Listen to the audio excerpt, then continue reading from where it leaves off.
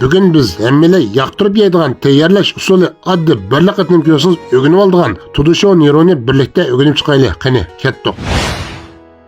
Oldi bilan to'ziram kalibishi yangyoni ko'r shaklda to'g'rab, so'ng piyoz, zanjir, samsoqlarni to'g'ri o'lib, sizlarmi rag'batlantirish yusidan yurak belgisini bosib, gul avat qo'shinlarni umid qilaman. Lasqiqini qaynoq suv chilab yumishtirib olamiz. Qozonga suv quyib, qaynashdan burun go'shtni silib, qaynaganda ko'pikini elib o'tib, go'shtni suzib olib olamiz.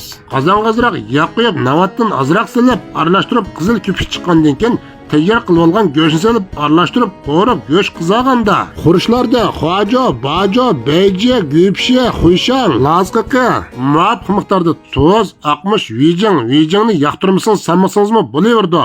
Aralashtirib, qo'rib, sinjang silib, muvofiq miqdorda suv quyib, bir qo'shq lazjang silib, normal otda tuvoqni yapib 30 minut dumlaymiz. Tayyor qilib olgan yangyon silib, aralashtirib, tuvoqni yapib bo'sh o'tda 10 minut dumlab, yangyop chiqqandan keyin so'ng piyoz, samsoqni silib, aralashtirib, ta'min tashlab, taqsi usib, usti sho'sing sibib tayyorlasak bo'ladi. Meni qo'shiling, menki Osmonjon Zakir sizga yangilik bo'lgan qo'rim taomlarni o'rgatishga har vaqt tayyor. Oila va oshxonalarda qo'rim taom tayyorlashda qiyinchilikqa yo'liqsangiz, ayrim xonamda haqsiz maslahat so'rang.